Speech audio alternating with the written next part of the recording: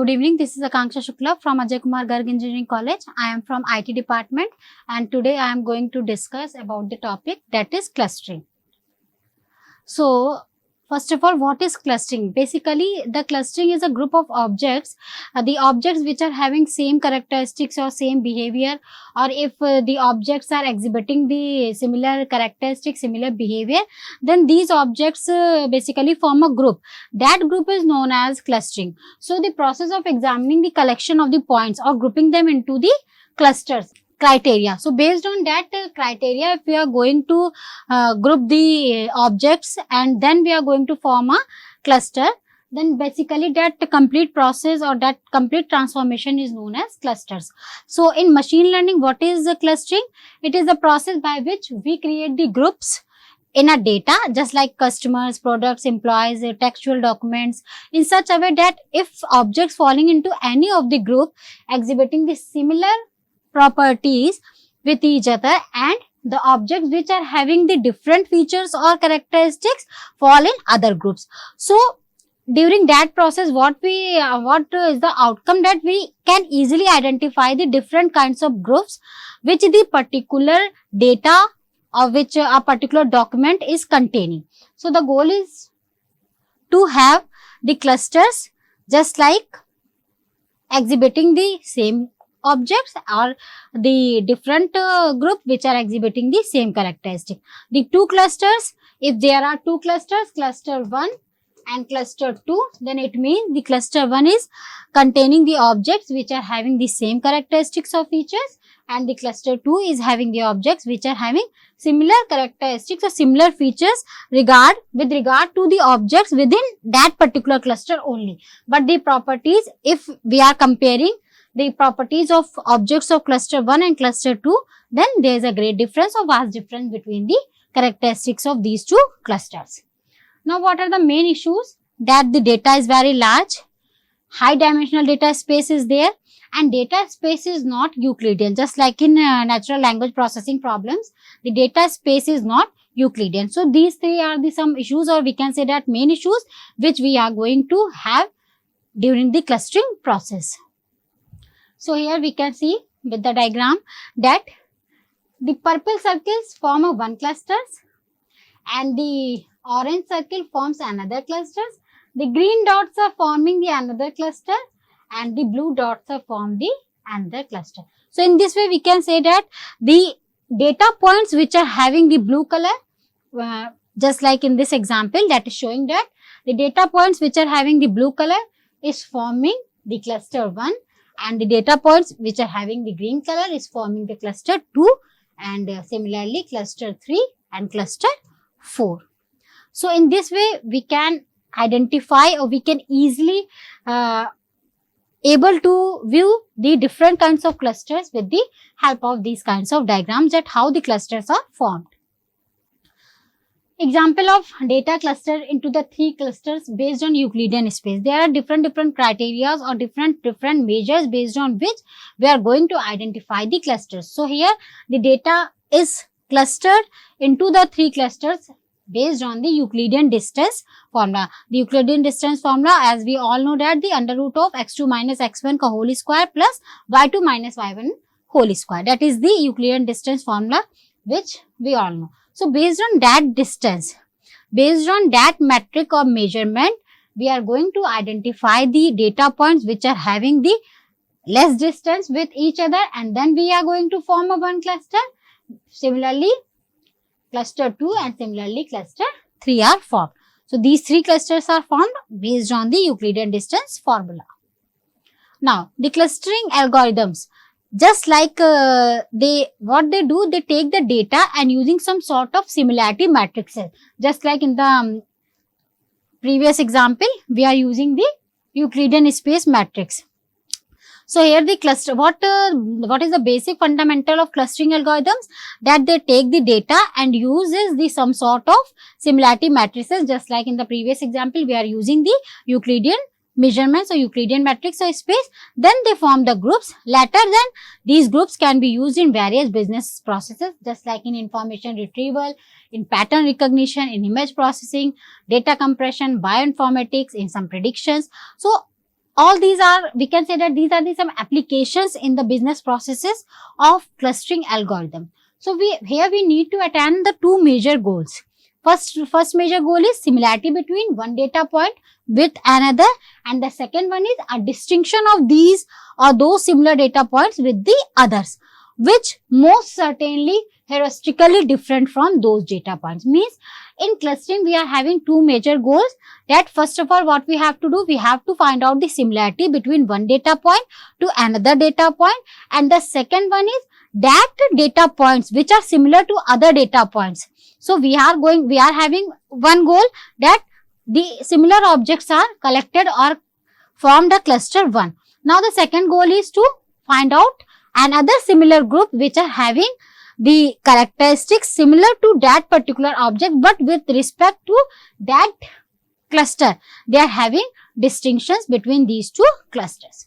So the clusters that we need should not be able to distinguish the data points, but they also should be inclusive also. Okay, and the distance matrix helps a lot by in defining the cluster shape or in defining the cluster formation. Okay, but sometimes the cluster shape is often limited to being a geometric shape, and many important data points get excluded. So this problem needs to be taken care of before assigning or before taking any clustering algorithm, or before selection of any distance matrix. We should keep in mind one thing, that the geometric shape should be sometime often limited for being a geometric shape, that the cluster shape is sometimes often limited in respect to geometric shape. Okay, and by this many data points can get excluded. Now, sometimes what happens, our data is highly noisy in nature. So what happens, many unwanted features have been residing in the data, which makes it rather Herculean task to bring out any similarity between the data points, and which further leads to the creation of improper group or improper kind of cluster. So as we move towards the end of the line, we are faced with the challenges of the business interpretation, or with the challenges of the business processes in current trends. So the output from the clustering algorithm should be understand and should fit the business criteria and the address, and they could be able to address the business problem correctly. So we should have to identify, or we should have to select the cluster algorithm in such a way that can better understand the business criteria, and that algorithm should better fit to the business criteria and can able to address the business problem more correctly and in more exclusive manner. Now come to the types of clustering. The first one is hierarchical clustering, that is also known as connectivity based clustering. The second one is partitioning method, that is also known as centroid based clustering. Third one is distribution based clustering. Fourth one is density based, also called model based methods. The next one is fuzzy clustering, and the next one is constraint based supervised clustering. So these are the some basic kinds of or various types of clustering, in which these 6 are most common, and out of these 6, the basic, or we can say the most important, or mostly the questions which are asked in the exams are basically moves around partitioning or hierarchical kind of clustering, but sometimes fuzzy clustering or density based and constraint based clustering also asked, but these two are frequently asked in our exams. So first one is connectivity based clustering, that is hierarchical clustering. So the hierarchical clustering is just like a technique, or it is a method of unsupervised machine learning clustering method, in which what happens, it begins with the predefined top to bottom hierarchy of clusters, and then further it proceeds to perform a decomposition of the data objects based on that hierarchy, and then it obtains the clusters in a top to bottom hierarchy. But this is not only applicable for top to bottom hierarchy only. There are two approaches in this hierarchical clustering. So these method follow two approaches based on the direction of progress of the hierarchy. So it can be either in top down manner, or it can be either in bottom up flow of creating clusters. So we can have two options or two approaches, that we can form or we can create the cluster in top down manner also, and the same thing can be obtained by the bottom up approach also. So these top down and bottom up approaches are also termed as divisive and agglomerative approaches. So further I would like to discuss these two methods approaches. So the first one is divisive approach. So this divisive approach of hierarchical clustering follows a top down approach in which we move from top to down. Okay, so here we have a cluster having different objects, and it decomposes into the single individual clusters, and until and unless each and every object is individually divided, we perform this step continuously. So it follows a top down approach in which what happens, all the data points which are going to belong to one large cluster, they are going to divide their data into the smaller groups based on a termination logic. Here some termination logic or some matrices are also used based on which that division would be possible. So a point beyond which there will be no further division of data points, till that point we have to perform the division of that large cluster. So this termination logic can be based on the minimum sum of square error inside a cluster or some categorical data. The matrix can be Gini index, okay, coefficient inside the clusters. So these are some matrices which we are going to use as a termination logic, based on which we are going to divide the data into the smaller groups. Here we are going to split the data which was one grouped as a single large cluster, and further we are going to divide that large cluster into the number of small clusters to which that data point is now belonging. So taking into account that this algorithm is highly rigid when splitting the clusters, so once a clustering is done inside a loop, then there is no way to take the task as a undone, because we are going to divide the large cluster until and unless no further division of data points will be possible. Here in the example we can see that this is a large cluster which is containing the data points PQ, RST, and this is the divisive approach in which we are going to divide the large cluster. First of all, we are going to divide the large cluster into two clusters, PQ and RST. You can also have PQR here and ST here. So it's up to your decision, or we can say that here is a diagrammatically I have shown here the division of these two approaches, but when we are going to implement it in a real for a real world problem, then we are having a termination logic. So based on that termination logic, basically this division is going to be possible. Okay, so further PQ will be further divided, and here R is individually divided and RST is further divided, and then finally we are having 5 individual clusters having object P, Q, R, S, T. So this is the divisive approach in which we are going to divide the large cluster into the smaller groups unless and until the further division of that data points would not be possible. Now the next one is agglomerative approach. It is quite the contrary to divisive, quite opposite to divisive. Just like in divisive, we are going to divide the large cluster into the smaller groups until and unless the data points cannot be further divided. In the same manner, in the opposite manner, what agglomerative do, all the n data points are going to be considered. All the n data points are going to be considered as a single member of n clusters that the data is comprised into. So what agglomerative approach's goal is that it iteratively combine these numerous n clusters into the fewer clusters, and we can say that k clusters, and then assign the each data points to each of these clusters accordingly.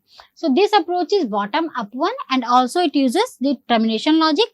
In divisive approach, termination logic is used to divide the clusters, to divide that large clusters, whereas in this approach, in bottom up or in agglomerative approach, same termination logic is used for combining the clusters. So this termination logic can be number based criteria or distance measure, Euclidean distance, or variance or Gini index criteria or coefficient. So these are some criteria based on which we are going to combine the clusters or we are going to divide the clusters as per given approach which we are going to use in our clustering algorithm. Now the next one is centroid based clustering. It is considered as one of the simplest clustering algorithm, in which we are having the most effective way of creating clusters and assigning the data points to them. The intuition here is that a cluster is characterized and represented by using a central vector only, and the data points which are very close to these vectors are assigned to the respective cluster. So here the main focus point is what? The main focus point is central vector. So here the cluster is characterized or represented by a central vector only, and the data points which are close to that vectors are assigned to that particular respective clusters only. These group of clustering methods basically measures the distance between the clusters and their characteristic centroids using the various distance measures. Here also distance matrices are used. Various distance matrices are Euclidean distance, Manhattan distance, Minkowski distances. So any of based on our requirement or based on our problem, we are having the distance matrices different, and based on our requirement we use any of these distance matrix, and then we are going to form the clusters based on centroid based clustering. The major setback here is that what we should either intuitionally or scientifically define the number of clusters k here to begin the iteration of any clustering machine learning algorithm to start assigning the data points. So basically the centroid based clustering is also known as k-means clustering. Okay, so here the selection of number of cluster k is very important to define at the starting of the algorithm. This is the main setback for this centroid based clustering. Here this is the diagram which is showing the centroids. These are the centroids. Based on that centroids, we are going to assign the objects to a particular clusters. So despite the flaws, centroid based clustering has proven its worth over the hierarchical clustering when working with the large data sets. As working with large data sets, centroid based clustering has a larger efficient results in comparison with the hierarchical clustering. And based on, if we are talking about the simplicity in implementation, so then also centroid based clustering is more efficient in various application areas, just like market segmentation, customer segmentation, text topic retrieval, image segmentation, pattern recognition. In all these areas, or in all these business processes, we are having centroid based clustering more efficient comparatively to hierarchical clustering. Now the next one is model based or density based clustering. The previous two methods are dependent only on distance matrices. In first hierarchical clustering and in centroid based clustering, we are having we are going to form, or we are going to decompose the clusters based on distance matrix. Okay, but in this method, density based clustering method takes the density into consideration in spite of distance matrix. So this is the basic difference between density based and the previous two methods. So clusters are considered the densest region in the data space, and which is separated by the regions of the lower object density, and it is defined as a maximal set of connected points. So when performing the most of the clustering, we take two major assumptions, that once the data is devoid of any noise, and the second one is the shape of the cluster so formed is purely geometrically circular or elliptical. Geometrically here means that the shape of the cluster should be purely geometrically, means the shape of the cluster should be properly identified with the use of any geometrical shape. It could be verified. Okay, that mean the concept is that which is trying to use here only. Here the diagram is shown here, that how density based clustering is going to form a cluster. So we can see here that the most densest region is, we can see here, or we can say somehow here. So the most densest region we are having here, and that particular densest regions are going to form a clusters. So data always have some extent of inconsistency or noise which cannot be ignored. Must not limit ourselves to a fixed attribute shapes or any geometrical shapes. So it is desirable to have any arbitrary shapes, to not ignore the any data point. If you are going to ignore any data point, then it may possible that the shape of the cluster may vary. So we cannot ignore any data points, and so it is desirable to have any arbitrary shape for a clusters. So these are the areas where density based algorithm have proven their worth. Okay, and it can get us clusters with the arbitrary shapes, clusters without any limitations in cluster size, or clusters that contain the maximum level of homogeneity by ensuring the same levels of density within it can be only possible by using the density based algorithm. And also these clusters are inclusive of outliers or noisy data. As a summary, we can say that density based clustering is more proven worth, or it shows the more accurate results, or it forms the more accurate clusters in spite of having the outliers or noisy data. So if our data set is having noisy data set, then also density based algorithm is applicable, or it can be applicable in more efficient manner for that kind of data set. Now the next one is distribution based clustering. So this is there is a family of clustering algorithm which are containing the totally different matrix probabilities. So basically the distribution based clustering creates or groups the data points based on their likelihood of the belonging to same probability distribution. Means in distribution based clustering, the focus is on the likelihood of the belonging to the same probability distribution. Just like in the distribution based clustering, we are having Gaussian or binomial type of distribution. By using that kind of distribution over the data set, we are going to form the clusters. So this distribution model clustering is most closely related to statistics, as it is very closely relates to the way or to the manner how data sets are generated and arranged using the random sampling principle to fetch the data points from one form of distribution.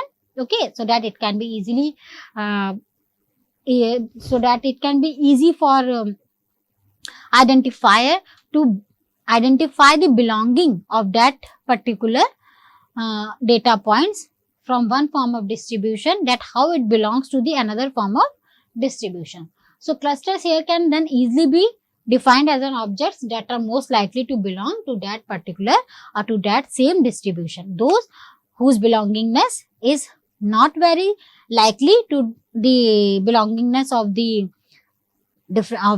second distribution, then they will put into the different clusters, and the likelihood of the group of the data points which are similarity to some probability distributions are put into one clusters only.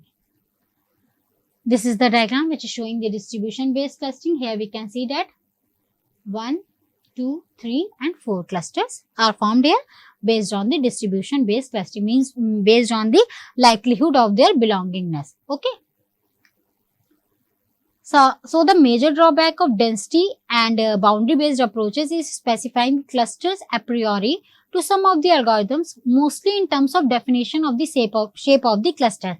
That I have mentioned that in density based algorithm we are approaching, or we are going to assume that the shape of the cluster should be geometrically proven. But if we are considering the noisy data, then that shape can be arbitrary shape. So this is one of the major drawback of density and boundary based approaches in terms of definition of the shape of the cluster. So there should be at least one tuning or one hyperparameter which should be needed to be selected, and not only that is trivial, but also any inconsistency that will lead to unwanted results should be tuned starting. At the starting, that hyperparameter should be tuned at the starting, so that these kind of inconsistency would not lead to the unwanted results. So distribution based clustering has a vital advantage over the proximity and the centroid based clustering methods in terms of correctness and flexibility and the shape of the clusters formed. The major problem is that these clustering methods work only with synthetic or simulated data, or with the data where most of the data points most certainly belong to a predefined distribution. And if these conditions will not met, then the result will face the problem of overfitting. So this is you can say that problem also, and this is the advantage of distribution based clustering. Okay, so it is having some advantage also and some disadvantages also. Now the next one is fuzzy clustering. The general idea about clustering revolves around assigning the data points to mutually exclusive clusters, meaning the data point should always reside uniquely inside a cluster and it should not belong to more than one cluster. So what fuzzy clustering approach focuses on? It changed this paradigm by assigning a data point to multiple clusters with a quantified degree of belongingness metric. Here also the belongingness metric is used, but in distribution based we are having Gaussian or binomial kind of distribution. Based on that distribution, we are going to identify the belongingness or likelihood of the belongingness in respect of these distribution. Okay, here what happened? Here we are going to assign a data point to the multiple clusters with the quantified degree of belongingness matrix. So the data points that are in proximity to the center of a cluster may also belong into the cluster that are having the higher degree of proximity than points in the edge of the cluster. So this possibility of which an element belongs to a given cluster is measured by the membership coefficient that varies from 0 to 1. I had already discussed about the fuzzy systems or fuzzy the whole concept of fuzzy in my previous lectures. So those who had viewed that lectures, then they are easily able to understand that there is a membership coefficient in fuzzy. So that membership coefficient is used here, and the possibility of how much an element of which an element belongs to a given cluster is only measured by using the membership coefficient, whose values varies from 0 to 1. The fuzzy clustering can be used with data sets where the variables have a high level of overlapping, and it is a strongly preferred algorithm for the image segmentation. Especially we can say that in informatics and informatics, where we are going to identify the overlapping gene codes, and it makes it difficult for generic clustering algorithm to differentiate between the image pixels, and they fail to perform the proper clustering. So these kinds of problems can be easily preferred by the fuzzy clustering. Just like if you are having for example, if you are in doubt that whether you have to slow the speed of a car or you can say that motorbike. So you have to, if there is a range given 0 to 30, if below 25 you are riding, then it comes into a slow range, and if 25, if you are riding at 25.1 only, then it says that your speed is very high. So to reduce these kind of problems, okay, to identify the membership coefficient, okay, basically we use this concept fuzzy systems. So these kind of problems can be easily solved by the fuzzy clustering techniques. The next one is constraint-based clustering. Hierarchical kind of clustering is a unsupervised clustering technique. But as we all know that clustering is an unsupervised machine learning technique. Okay. But inside the unsupervised learning technique, we are having 6 types of clusters, in which also hierarchical clustering is a unsupervised clustering and constraint-based clustering is a supervised clustering. So the clustering process is generally based on the approach that the data can be divided into an optimal number of unknown groups. So the underlying stages of these clustering algorithms are to find those hidden patterns and similarities without any intervention or predefined condition. But sometimes in various business scenarios, we might require to partition the data based on certain constraints, based on certain criteria, based on certain limitations. So that is why a supervised version of clustering machine learning techniques come into existence. So constraint is defined as the desired properties of the clustering, clustering results or a user expectations. Based on user expectations of the clusters formations, this constraint-based clustering came into existence. So this can be in terms of this constraint can be identified in terms of a fixed number of clusters, the cluster size, the important dimensions that are required for the clustering process.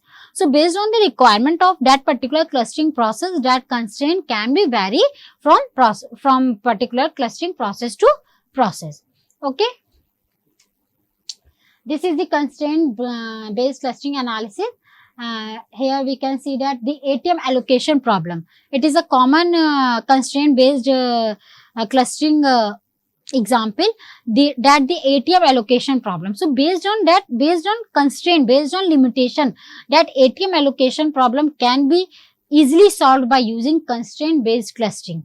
Okay. For example, if you are allocating if you have to allocate 4 ATMs in a particular area, then the condition is that in that particular area, more than 4 ATMs should not be there in that particular area. So the constraint is that if more than 4 ATMs are there in the particular area, then that new particular ATM will not be allocated to that area. Then that ATM will be allocated to another area. So these kind of ATM allocation problems can be resolved or can be easily solved by using the constraint based clustering. So tree based classification on machine learning algorithms generally like decision tree, random forest, gradient boosting, these are basically made use of constraint based clustering, and tree is constructed by splitting without interference of the constraints or clustering labels. So then the leaf nodes of the trees are combined to form the clusters while incorporating the constraints and using the suitable algorithm. So basically this constraint based supervised clustering is used in tree based classification in machine learning algorithms also. Okay, these are the some distance measures and spaces that I had already discussed, that Euclidean distance, Manhattan distance and Minkowski distance. So that's all for today. Thank you, and further I will discuss these things in my next lecture. Thank you.